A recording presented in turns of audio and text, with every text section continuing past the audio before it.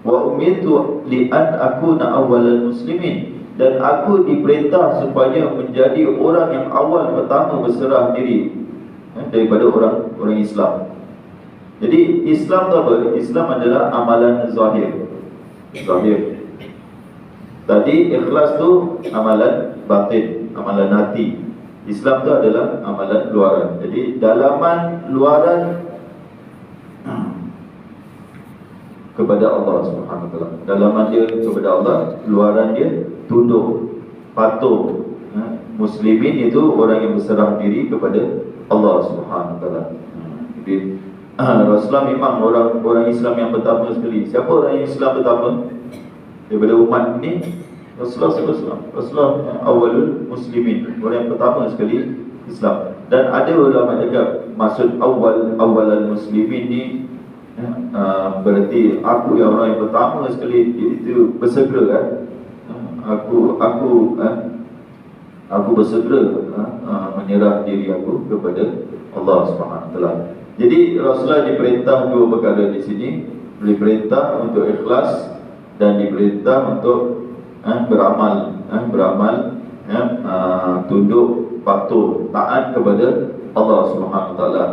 Kemudian ayat seterusnya, qul inni akhafu in asaitu rabbi, katakanlah aku takut jika aku asaitu rabbi, jika aku menderhaka kepada Tuhanku, jika aku buat maksiat kepada Tuhanku. Asaitu daripada maksiat. Jika aku menderhaka, buat maksiat kepada Tuhanku, aku takut azab yaumin azim, azab pada hari yang agung atau hari yang besar. Maksiat yang mana satu ni? Maksiat yang mana satu? Aku takut kalau aku maksiat kepada Tuhanku, maka aku akan aku takut akan azab kalau aku maksiat kepada Tuhan aku. Maksiat dosa apa? Syirik. Dosa yang tadi atas tu. Tadi kan? Jadi kalau dia tak ikhlas, dalam beribadat kepada Allah Subhanahu Wa Taala, dia akan diazab oleh Allah Subhanahu Wa Taala. Dia akan diazab oleh Allah Subhanahu Wa Taala. Rasulullah sallallahu alaihi wasallam diberitahu, "Qul, aku takut akan azab." Dan ini yang kita perlu ada kan. Takut akan azab Allah Subhanahu Wa Taala. Kalau orangnya dia hilang perasaan takut ya akan azab Allah Subhanahu Wa Taala, maka confirm dia akan menderhaka. Anak ni dia menderhaka kepada bapa dia bila apa? Dia tak takut dengan bapa dia. Dia tak takut. Kalau dia takut dengan bapa dia, jangan main-main. Kalau dia tak takut dengan bapa dia, dia akan menderhaka. Sama juga orang ni kalau tak takut kepada Allah Subhanahu Wa Taala, kepada azab Allah Subhanahu Wa Taala, kepada kemurkaan Allah Subhanahu Wa Taala, biasanya dia buat maksiat. Apa yang menghalang seseorang itu buat maksiat? Takut. Inni akhafullah. Dia takut kepada Allah Subhanahu Wa Taala, itu yang menghalang dia daripada buat maksiat. Kalau ada perasaan takut. Sejauh mana kita takut kepada Allah, kepada azab Allah Subhanahu Wa Taala, kita boleh ukurlah diri kita. Kadang kita buat perkara macam tak takut akan azab Allah Subhanahu Wa Taala. Terlibat dalam riba, muamalah riba, kita itu tak takut akan dosa riba. Tidak. Bank tu, pergilah tukar Islamic Bank. Kenapa konvensionalnya bank? Baru-baru ni ada seorang bekas pengurusi lah di sebuah surau, dia cakap dengan saya, rupanya senang lah Ustaz nak tukar daripada bank konvensional pergi kepada Islamic. Maaf, ceramah di situ berbuih-buih bertahun-tahun. Bertahun-tahun, dan saya ingat ada 10 tahun cakap tentang perkara itu. At last dia buat juga. Dia kata rupanya senang. Cakap dia nak tukar kepada Islamic punya banking. So dalam masa 15 minit settle. Kita settle. Apa masalah apa ni? Kerana tak takut rasa je tak ada apa-apa. Conventional unified, rasa je tak ada apa-apa. Mana ada fatwa yang cakap tak tahu lah fatwa di sini lah. Kita kena cek fatwa dia. Tapi simpan kalau ada ahli Islamik punya banking, kenapa nak simpan daripada di Bawi punya yang conventional punya. Jadi apa masalah dia? Masalah kalau orang tu takut, dia mesti macam KWS takut gitu. Kalau mati apa kita punya duit semua kita dah laburkan tempat yang tak patut syar'i. Contohlah. Perkara-perkara ini di benda yang takut aja kita akan segera lakukan. Kalau tak takut, tak ada apa-apa. Tak ada apa-apa lagi ni ustaz ni gentak-gentak orang aja. Dia rasa jadi tu kan. Dia perasaan kita punya iman ini kadang tak ada khauf, tak ada takut kepada Allah Subhanahu Wa Taala. Sebenarnya Rasulullah sallallahu alaihi wasallam sendiri takut. Kalau Rasulullah sallallahu alaihi wasallam yang manusia sempurna, iman dia sempurna, takut akan azab Allah Subhanahu Wa Taala, kita lagi min babil aula lah kita katakan. Memang kita lagi layak lagi untuk takut akan azab Allah Subhanahu Wa Taala. Rasulullah sallallahu alaihi wasallam, kalau Rasulullah sallallahu alaihi wasallam derhaka kepada Allah Subhanahu Wa Taala, dia akan diazab tak? Dia akan diazab juga. Macam kau yang derhaka pula tak diazab. Rasulullah orang yang paling Allah sayang, paling cinta, paling itu. Dalam ayat yang lain Allah kata kalau kau lakukan syirik, wala in asyrakta la yahbatanna amaluka. Engkau tak, kalau kau lakukan syirik, hapus segala dosa, pahala-pahala kau, amalan kau semua hapus. Siapa ayat ni ditujukan? Engkau ni siapa? Rasulullah sallallahu alaihi wasallam. Kalau ayat banyak, kalau tak sampaikan, kami akan putuskan urat leher kau. Kami akan bunuh kau. Rasulullah akan bunuh Allah akan bunuh Rasulullah sallallahu alaihi wasallam kalau dia lakukan perkara-perkara yang mencangkang syirik dan itu. Jadi Rasulullah sallallahu alaihi wasallam sendiri diperintahkan oleh Allah Subhanahu Wa Taala. Dia makmur. Kalau dalam bahasa Arab, dia makmur, dia orang yang diperintah. Macam mana sekarang ni orang angkat Rasulullah sallallahu alaihi wasallam jadi Allah pula. Ini memang apa ni? Allah dah tutup pintu hati dia. Macam budak kecil pun bodoh pun tak cakap macam itu. Kerana Allah Muhammad itu adalah Allah. Dia jadi Tuhan. Ayat ni apa hal pula? Ayat ni semua cakap aku takut akan azab. Takkan Tuhan takut dengan azab? Tuhan takut. Kata Tuhan berkuasa, Tuhan takut dengan azab. Untuk aku diperintah untuk menyembah Tuhan. Memang gila punya cakap etikat macam Kristian ni, etikat yang cakap Jesus itu adalah Tuhan. Sama juga ayat Quran ini yang masalah dia tak ambil akidah daripada Al-Quran. Atau buku apa dibaca nak tentang akidah ni, buku apa dibaca? Buku yang terakhir ambil nak ilmu tauhid ni adalah Al-Quran. Seolah-olah kalau kita masuk library kalau kita masuk ke buku nak cari buku tauhid lah, tu Al-Quran tu mana ada? Itu bukan buku tauhid. Al-Quran bukan buku tauhid. Al-Quran bukan buku akidah, buku lain.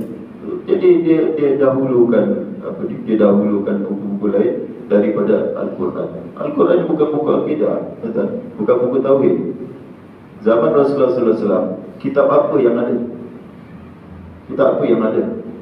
Zaman sahabat, kitab apa yang ada? Kitab akidah apa yang ada? Cuba tuan-tuan beritahu.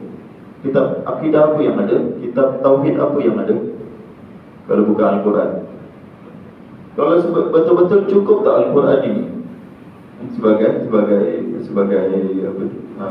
kitab akidah, kitab tauhid, cukup aja tuan. Kita tak perlu kitab lain pun. Kalau nak cakap hanya basic basic tak, bukan basic lah. Sebenarnya dia bukan basic pun. Dia nak cakap cukup ke tingkat akidah kita kalau kita hanya berpandu kepada Al-Quran? Jawapan dia cukup, lebih daripada cukup. Macam mana boleh cakap tak cukup pula? Kita nak kitab-kitab yang lain. Sunnah pun ada. Dia ada dalam hadis, dalam bab dia Kitab Tauhid. Dalam hadis-hadis yang dikumpul oleh Bukhari, dia ada satu kitab, Kitab Tauhid. Semua tentang ayat, hadis-hadis tentang tauhid. Al-Quran ni penuh dengan akidah. Dah cukup. Dia pergi kepada tak baca, tak ambil akidah daripada Al-Quran, tak ambil akidah daripada hadis, daripada sunnah, jadilah merepek. Nabi pula, Muhammad itu adalah Tuhan pula. Qulillaha a'budu mukhlishan lahuddin. Katakanlah sekali lagi, Allah jualah yang aku sembah, mukhlishan lahuddin, dengan mengikhlaskan ketaatanku kepadanya. Jadi din yang pertama itu adalah ibadat. Yang din yang keduanya adalah ketaatanku dengan mengikhlaskan amalanku.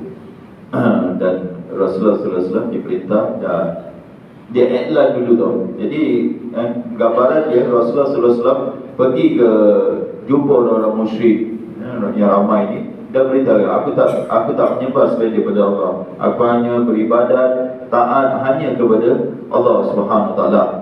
Ini kalau cakap di dalam masjid okeylah. Kalau cakap di dalam masjid memanglah semua orang dah terima. Ini cakap depan berhala pula. Ini cakap depan berhala. Ini kalau zaman sekarang boleh pecah kepala kita botol bir juga dia pecah kan. Kalau kita cakap depan berhala dia, aku tak menyembahlah benda-benda ni, aku hanya menyembah Allah Subhanahu Wa Taala. Macam mana resiko dia, tuan-tuan? Resiko dia memang kena belasah punya. Orang nak selamatkan dia pun dia belasah sampai mati. Ini lagi orang datang nasihatkan dia. Boleh apa ni? Boleh kena belasah. Dia nak tunjukkan kepada kita beraninya Rasulullah SAW datang kepada penyembah-penyembah berhala, di depan berhala, di depan Kaabah tu ada 360 berhala. Cakap kepada mereka, aku tak sembah. Ini kita tengok keberanian Rasulullah SAW. Lepas tu nak cakap lagi, berani lagi, fa'budu ma syi'tum min duni. Ayat seterusnya, sembahlah Tuhan siapa yang kau kehendaki. Begitu. Apakah Rasulullah suruh mereka sembah? Tak. Itu sebagai tahdid, itu sebagai ancaman kepada mereka. Kamu sembahlah Tuhan-Tuhan selain daripada Allah. Siapa Tuhan yang mana kamu suka? Kalau kamu masih berdegil, sembahlah Tuhan-Tuhan ini semua, kamu akan rugi. Katakanlah kepada mereka, innal khasirin alladhina khasiru anfusahum wa ahlihim yawmal qiyamah. Katakanlah kepada mereka, sungguhnya orang yang rugi, orang yang sebenar-benar rugi adalah orang yang rugikan diri dia dan ahli keluarganya. Di sini pengikut dia pula. Tapi dalam tafsir dia kata wa ahlihim. Ahlihim itu dan keluarga dia. Dia rugikan diri dia dan ahli keluarganya. Kenapa dia rugi? Kerana mereka di akhirat akan terpisah. Dia akan terpisah. Sama ada keluarga dia akan masuk syurga, dia masuk neraka, atau dua-dua sama-sama akan masuk neraka. Jadi berarti apa? Kamu sembahlah Tuhan mana yang kamu suka. Besok kamu akan menjadi orang yang rugi, akan diazab di dalam neraka. Kamu dan keluarga kamu akan diazab di dalam neraka. Ala dzalika huwal khusran. Itulah yang demikian adalah kerugian yang jelas, nyata, sebenar-benar kerugian. Rugi betul hidup di dunia. Upah tadi banyak, besar. Upah dia syurga. Kalau suruh cakap, kalau cakap dengan saya ceramah di sini, Ustaz, upah dia berapa? Terima kasih, 5,000 Ustaz. Besok boleh sambung. Hari-hari pun nak ceramah. Kalau upah dia besar kan? Upah dia besar. Paling besar sekali saya dapat upah di bukan Mesir, di Felda Property kan. Dia terus alam itu, saya tengok rupiah betul 1,000 dibagi kan. Saya telefon dia, rupiah betul ni kenapa bagi banyak sangat? Rupanya dia dah sediakan untuk Dr. Ismail. Saya datang saya kata take over je Dr. Ismail. Jadi itu sebenarnya bukan untuk awak. Ada lah. Rezeki betul. Nak masuk balik dalam bank, dia kata tak apa, tak simpan aja. Panggil lagi ya tahun depan. Ceramah Maulidi Rasul. Sampai yang belakang ni kat stop. Cukup Ustaz, cukup. Tak ada orang nak dengar. Dia dah tahu saya di mana pandai ceramah. Dia panggil juga. Itu tak. Jadi kita cakap rugi betul. Dapat apa? Bukan cakap beribu, dapat apa? Dapat bidadari. Dapat syurga, dapat apa ni, hidup senang di akhirat. Hidup senang di akhirat. Bagi segala-galanya dapat. Itu tak nak. Dia nak apa? Dia nak neraka pula. Dia dah bodoh betul kan? Dia kata daripada rumah yang besar, mahligai dengan segala-galanya, makan, minum semua provided, semua tak perlu bayar apa, semua tinggal semua. Hanya tinggal je. Awak akan dapat pasangan, dapat segala-galanya tuan-tuan. Dia nak merengkuk di dalam, bukan penjara, di dalam neraka. Ini kita cakap rugi itu. Awak boleh dapat upah dengan apa? Dengan la ilaha illallah saja. Dengan syahadat la ilaha illallah Muhammadur Rasulullah. Dengan menyembah Allah Subhanahu wa taala. Kalau orang kafir ni, saya cakap kalau dia nak mati lah, you have nothing to lose lah. Tak ada apa-apa yang akan rugi ya. Rugi apa lose tu rugi ya. Apa dia? Kamu ucap dua kalimah syahadat.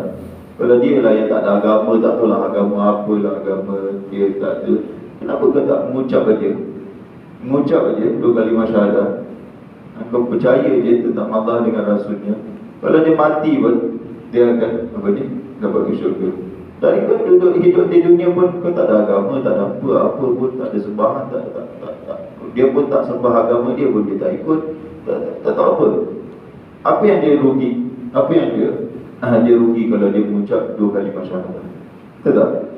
Kita kalau fikirkan dari itu, just give a try je lah, kita cakap macam gitulah. Awak ucap aja, tengok macam mana di akhirat. Tapi dia tak nak. Itu yang sebenarnya. Kalau dia ucap dua kalimah syahadat je, Allahu Akbar, dia pilih apa? Dia pilih hidup lahum min fawqihim zulalun minan nar wa min tahtihim zulal.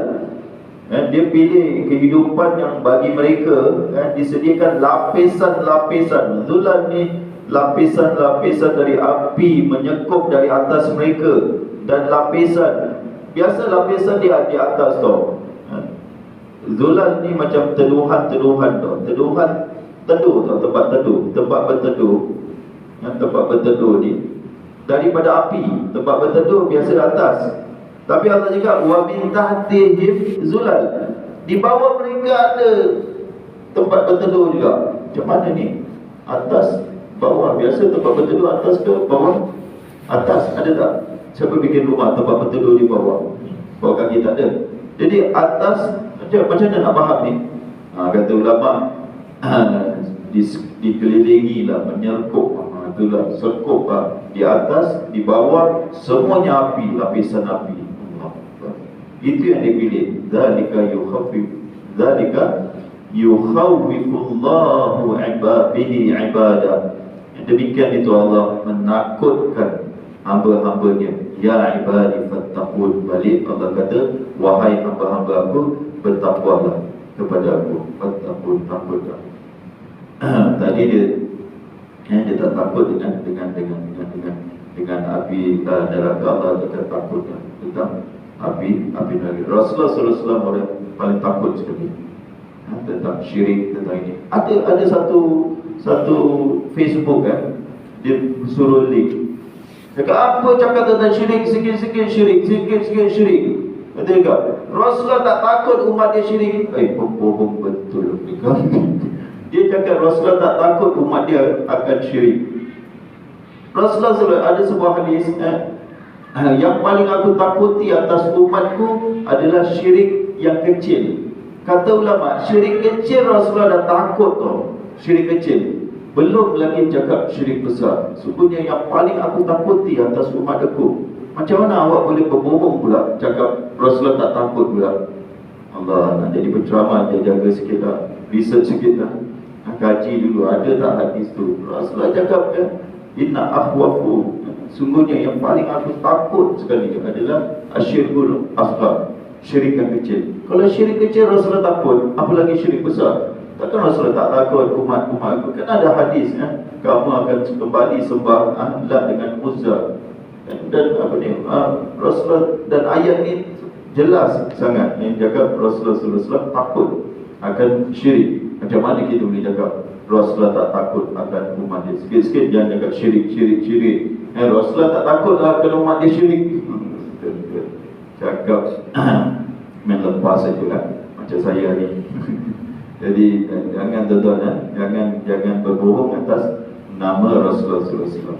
Jangan berbohong. Nak berceramah lah, tapi jangan sampai berbohong. Kalau viral, malu sendiri dekat orang semua satu Malaysia dengar benda ni, kan malu sendiri. Lama saya punya tak ada Facebook dekat ni. Ada malu kalau benda yang salah kita cakap silap kadang kita cakap silap. Jadi ini yang Rasulullah SAW paling takut sekali. Allah SWT takutkan kita tentang azab dosa syirik, dosa melakukan kesyirikan. Allah SWT pesan fattaquni, bertakwalah kamu, takut dan bertakwalah kamu kepadaku, iaitu takutlah kamu kepadaku dan jangan melakukan kesyirikan kepada Allah SWT. Ini asas agama kita adalah ikhlas kepada Allah, beribadat kepada Allah SWT, mukhlishina lahuddin, dalam keadaan ikhlas kepadanya. Macam mana pula ikhlas daripada apa? Ikhlas daripada syirik kepada Allah SWT. Inilah orang bila kita cakap syirik, dia cakap sikit-sikit syirik, itu dosa paling besar sekali. Kalau kita nak nasihatkan orang, nasihat dosa paling besar sekali, iaitu syirik. Syirik ni kalau orang tu mati, satu amalan dia bukan mati lah. Orang tu lakukan syirik, dia 4 dia punya hukuman dia. Satu, semua amalan dia gugur, habis, terhapus. Wala in asyrakta la yahbatana amaluka. Yang kedua, innallaha la yaghfiru an yushraka bihi. Allah takkan ampunkan dia. Kalau dia mati, takkan ampun di akhirat, tak ada pengampunan. Dosa zina ke, dosa mencuri, Allah boleh mengampun. Dosa syirik tak ada. Lepas tu, ketiga, haramallahu alaihil jannah, haram masuk syurga. Haram terus orang. Kalau tak masuk syurga, masuk neraka. Khalidina fiha, kekal di dalam neraka. Ini rugi besar. Awak dah Islam, jaga je tauhid awak. Jangan lakukan syirik. Dan lahir dalam keadaan Islam, melakukan syirik, kekal di dalam neraka. Ini betul ke ini? Betul tak betul nanti di akhirat tengok. Betul tak betul nanti di akhirat baru tahu. Kekal ke tidak dalam neraka. Nauzubillah min dzalik. Kita jaga benda ni, kita takut sekali akan azab Allah SWT terhadap mereka yang melakukan kesyirikan kepada Allah SWT. Wallahu a'lam bishawab. InsyaAllah kita sambung lagi minggu depan. Aku lupa pada hal astaghfirullah wa atubu ilaih. Assalamualaikum warahmatullahi wabarakatuh.